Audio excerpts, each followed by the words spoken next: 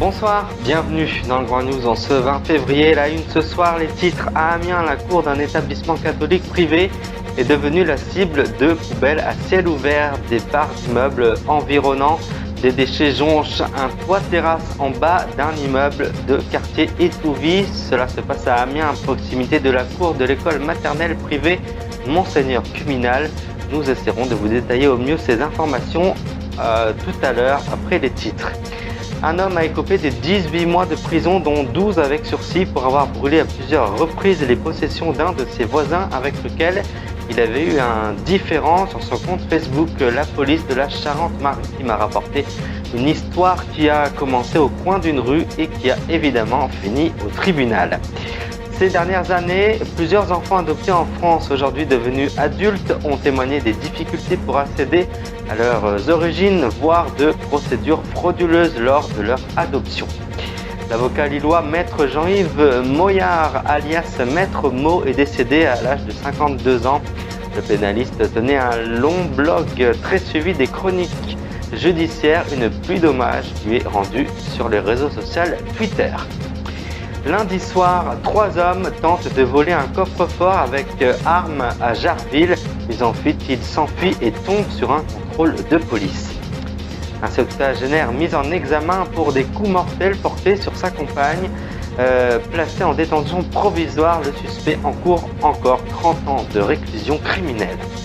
Nous retrouverons Christine Haas pour votre horoscope signe par signe à la fin de ce Grand News. Et puis la recette du Grand News, je vous propose de préparer des beignets au Nutella hyper moelleux, idéal pour le goûter. Et tout de suite donc, après les titres, nous allons détailler au mieux les titres que je vous ai annoncés précédemment. Des bouteilles, des poubelles éventrées, des mégots pailletins et même à l'occasion une machine à laver ou un frigo, parce que sa cour de récréation est devenue la cible d'un dépotoir, que les habitants de l'immeuble qui la surplombe ont pris l'habitude de jeter leurs déchets, des mégots pailletins, par les fenêtres. Une école primaire va donc fermer ses portes dès la fin de l'année scolaire. L'établissement catholique privé Monseigneur Cuminal, situé en bas d'une tour de quartier Étouvie à Amiens, annoncé jeudi qu'étant devenu impossible d'assurer la sécurité des élèves et du personnel, l'établissement sera fermé définitivement. Ils quitteront évidemment les lieux à la fin de l'année scolaire. Depuis plusieurs mois, un habitant de Rochefort subissait des intrusions dans son jardin. À chaque fois, tout ce qu'il trouvait, y compris des véhicules, était brûlé. Après plusieurs surveillances et une enquête minutieuse ouverte, la police a fini par interpeller un de ses voisins. C'était mercredi 17 février dernier. Sachez que le 16 janvier dernier, ce dernier avait été frôlé à vélo par la voiture de l'habitant de Rochefort et s'en était plaint à la gendarmerie. Selon nos informations de France Bleu, le conducteur du véhicule avait alors rétorqué au cycliste que sa bicyclette était mal éclairée et qu'il ne l'avait pas vue. Placé en garde à vue, le cycliste qualifié par la police de quelque peu rancunier et indifférent aux mesures de prévention susceptibles d'améliorer sa sécurité de nuit, a été jugé en corruption immédiate vendredi dernier. Il a été condamné à 18 mois de prison, dont 6 fermes. Falsification des documents, dossier perdu, victime évidemment de trafic d'enfants. Un collectif de personnes adoptées à l'étranger réclame au gouvernement français une enquête pour faire la lumière sur les pratiques illicites constatées lors d'adoptions internationales. Adressé à l'Assemblée nationale et publié sur le site change.org, nous, personnes adoptées et parents adoptifs français, demandons au gouvernement et aux parlementaires français de diligenter une commission d'enquête afin que les pratiques illicites dans l'adoption internationale depuis les années 70 soient constatées, écrivent les membres de ce récent collectif pour la reconnaissance des adoptions illicites en France. Ces derniers tweets datant du 30 janvier dernier, depuis silence radio sur ce réseau social sur lequel il s'exprimait d'habitude quasi quotidiennement. Ce samedi 20 février, le Twitter judiciaire ne parle que de lui en un immense et dernier hommage. Maître Jean-Yves Moyard, ce grand avocat pénaliste, alias Maître Mo, avocat au barreau de Lille, est décédé des suites d'une longue maladie à l'âge de 53 ans.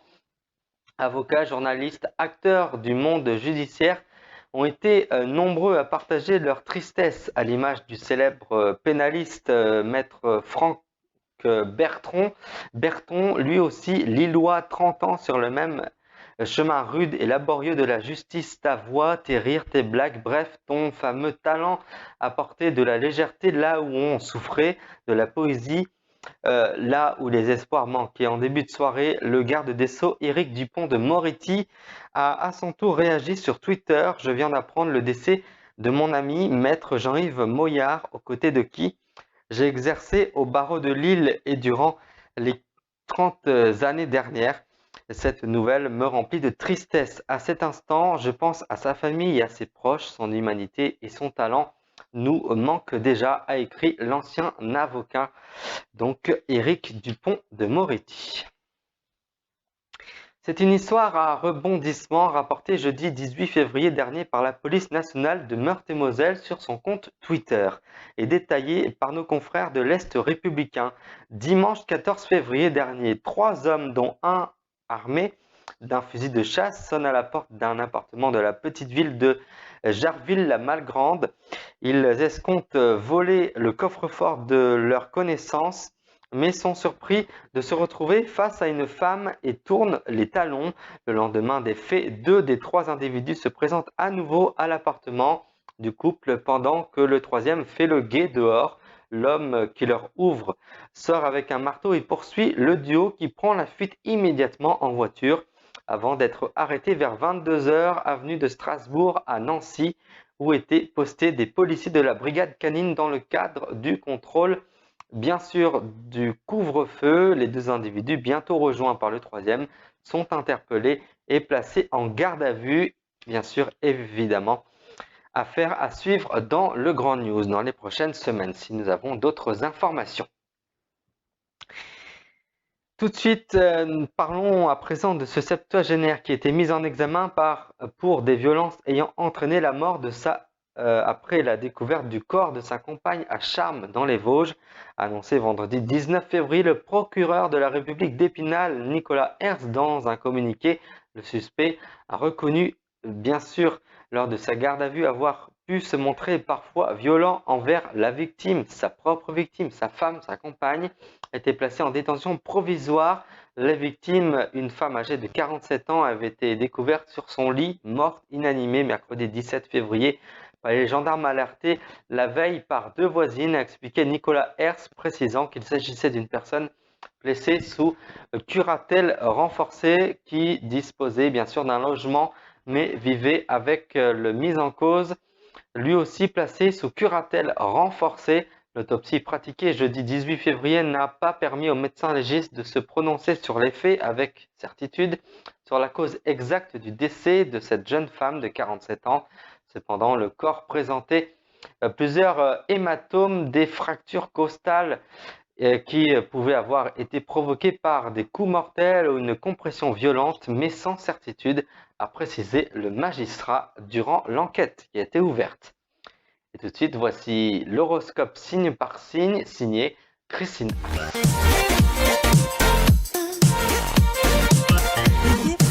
De faire bouger de vieilles structures, mais ça n'avance pas très vite. Les premières responsables sont vos résistances conscientes et inconscientes. Taureau, vous serez un véritable roc. Vos certitudes seront rassurantes pour les uns et très agaçantes pour les autres, mais cela pourrait vous être très utile dans votre travail.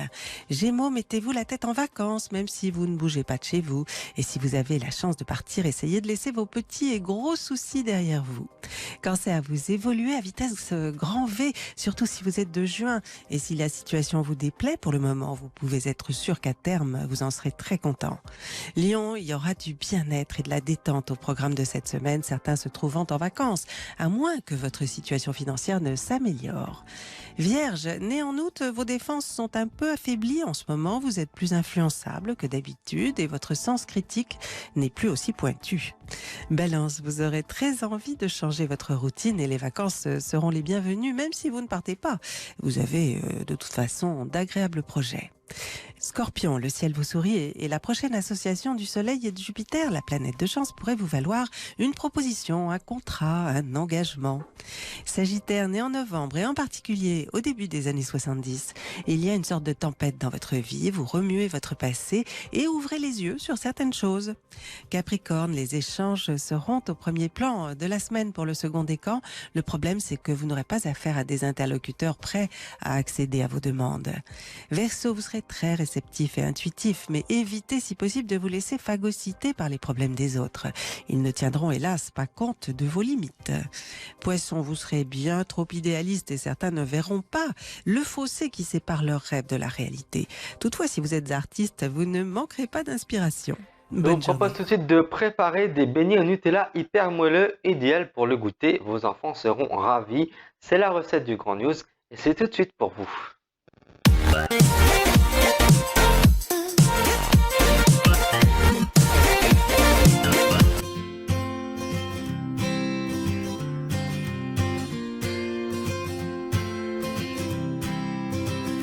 Salut à tous, bienvenue sur ma chaîne, j'espère que vous allez bien. Alors aujourd'hui on va réaliser une recette de beignets hyper moelleux au Nutella. Donc je les ai fait au Nutella mais vous pouvez aussi les faire à la confiture, c'est comme vous le voulez. Je vous laisse avec la recette et on se retrouve à la fin.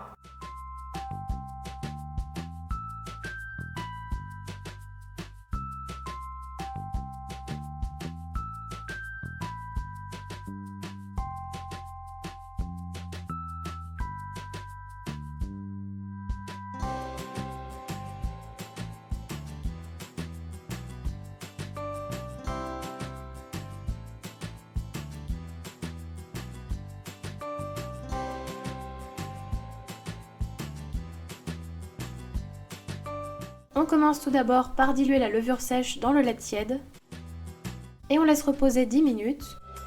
Puis dans un saladier, on casse l'œuf et on ajoute les jaunes d'œufs, l'huile, le beurre fondu refroidi, le sucre vanillé, le sel et l'arôme vanille. On vient alors mélanger à l'aide du fouet jusqu'à l'obtention d'une préparation homogène. Puis on ajoute ensuite 300 g de farine. On mélange un peu.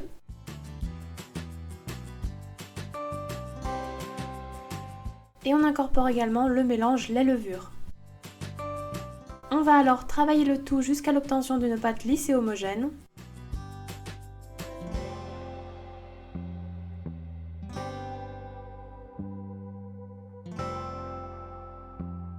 Et on incorpore enfin les 100 g de farine restantes. On travaille encore un peu la pâte jusqu'à ce qu'elle se détache des parois du saladier.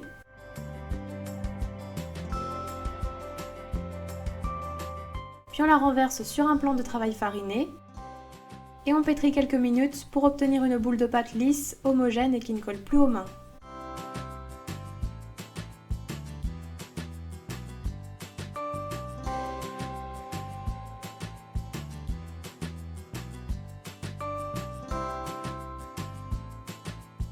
On la réserve ensuite dans un saladier, puis on couvre de film alimentaire percé et on laisse lever environ 1h30 à 2h dans un endroit tiède.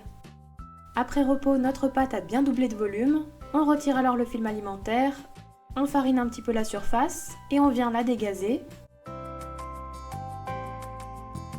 On forme ensuite une boule et on l'étale sur un plan de travail fariné sur une épaisseur d'environ 1 cm.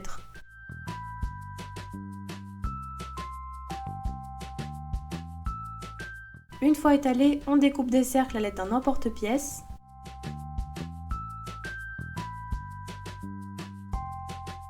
Et on retire l'excédent que l'on réétale jusqu'à épuisement de la pâte. On réserve ensuite tous les beignets sur des plaques, donc sur des carrés de papier cuisson que vous aurez préalablement découpés. Et on laisse à nouveau lever pendant environ 1h30 à 2h dans un endroit tiède. Après la deuxième pousse, nos beignets ont bien gonflé, on va alors les faire frire. On dépose alors les beignets dans une friteuse avec le papier cuisson, on attend quelques secondes et on retire délicatement le papier en faisant glisser le beignet. Donc de cette manière, vous éviterez que le beignet se déforme lorsque vous le mettrez à frire. On les laisse dorer sur la première face, puis on les retourne et on laisse dorer l'autre côté. On les retire ensuite de la friteuse.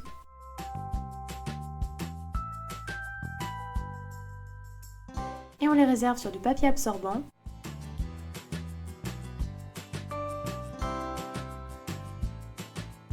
On vient ensuite les tremper dans le sucre. Et on les laisse ensuite refroidir un peu avant de les garnir. Après avoir réservé du Nutella dans une poche à douille, on vient percer les beignets et on les garnit généreusement.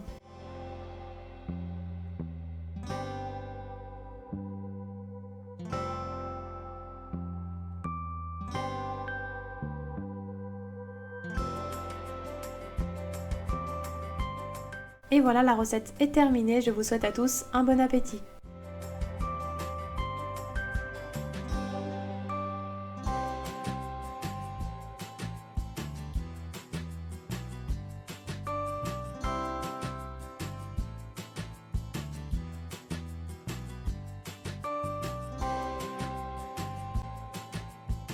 Les beignets sont terminés, j'espère que ma recette vous aura plu. Bon, je sais c'est pas très bon pour la ligne, mais je peux vous assurer c'est vraiment une tuerie.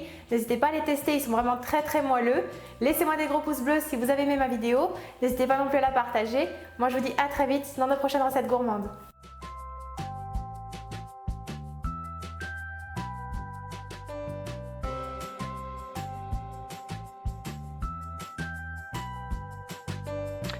Des millions d'habitants font face à des problèmes d'accès à l'eau potable et au moins 58 personnes sont décédées durant ces derniers jours.